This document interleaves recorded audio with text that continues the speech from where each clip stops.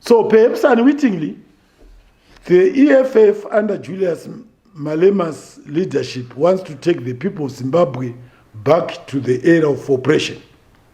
In the case of the cause of black South Africans, the EFF, by breaking ranks from the ANC, has helped to undermine the cause of the revolution of black South African people.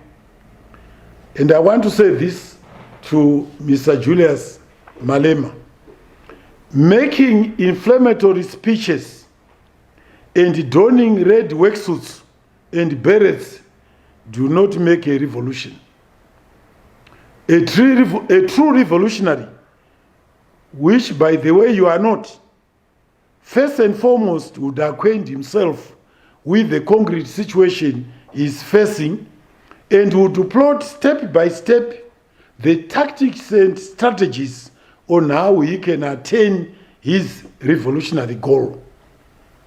By breaking ranks from the ANC, and we don't know who is funding you, you temporarily destabilized and weakened the black South Africans' march towards total economic emancipation and independence. I use the word temporarily. You'll never succeed to weaken completely the cause of the black South Africans in their march towards total economic emancipation and independence. In a revolution, unity of all progressive forces is imperative.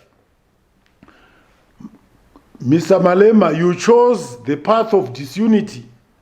And what have you achieved besides making noises? Nothing. So ZANU-PF says to Mr. Julius Malema and his EFF, for God's sake, stop poking your G40-scented nose in Zimbabwe's domestic affairs. I'm not insinuating. I'm telling it as it is. The G40 and Julius Malema EFF are sleeping in the same bed. They are now, Malema has now made G40's cause his cause, and is forgetting that he is an opposition in the South African parliament. He now thinks, because they are sleeping together day in, day out, he now thinks that is an official opposition in Zimbabwe. He is not. And that is the message I'm delivering to him. As you are aware, clearly he has been misinformed. He has been trying to draw comparisons, false comparisons between our stance on land issue when we embarked on land reform program in 2000 and the global agreement. There is no departure from our revolutionary path. The direction remains the same. We took a decision in 2000 to acquire land compulsorily and not to pay compensation for land, but to pay compensation for improvements only. That position has been entrenched in Section 72 of our Constitution, and that position remains the same.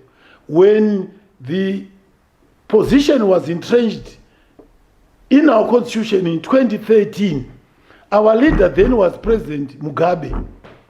So it's not as if we have reinvented the wheel. So I thought I should clarify that misinformation, disinformation from the G40 elements who are exiled in South Africa. I make a point here that when he is a revolutionary and he pretends he is a revolutionary, he wants to himself to be known. This is why he wears worker suits, red suits, beret. They even go to parliament, I believe, wearing workers' suits. You understand? He wants to be known as a revolutionary. But I'm giving him a bit of advice. A true revolutionary is not just about making inflammatory speeches. It's not just about making noises. A true revolutionary will sit down, understand the prevailing concrete situation, and then build alliances, work out strategies and tactics on how you can achieve your revolutionary goal. Malema has no time for that. Maybe has never been schooled in any revolution. He must go back to the ANC to learn and to be told how revolutions are effected. They are not effected through speeches only. You sit down, you build alliances, you then work step by step, and the path you will find out when he does that is not clear, it's not straight, it's not a straight line. And you may put timelines, but sometimes the necessities which require you to take steps back, 1 or 2, even 3 steps back, in order to plod on on your revolutionary path. That Malema, I'm advising him, he must learn to do that. But above all, he must stop poking his nose into our affairs.